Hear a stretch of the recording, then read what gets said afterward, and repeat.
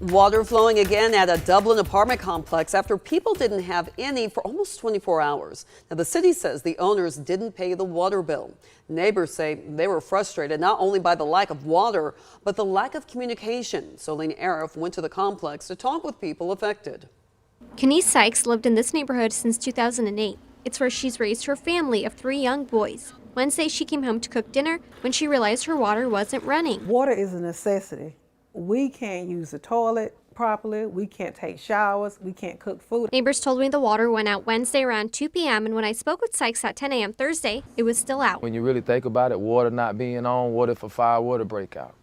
Can't put it out. Daniel Coney is another neighbor who was frustrated with the news. Each month, residents pay for utilities, including water. That money they give the apartment's company is supposed to pay the water bill for everyone.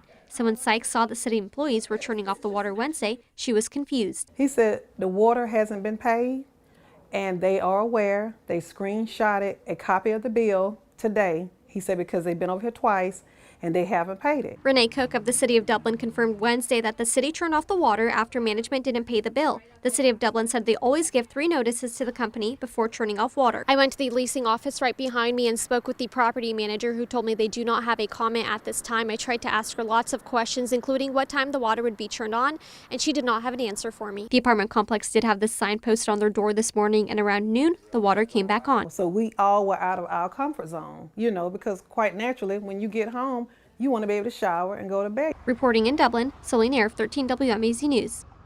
We reached out to the company that owns the apartment complex, Asset Living. They did not respond. The city won't say how much they owed, but they said they are concerned for people at the complex and did everything in their power to address the situation today.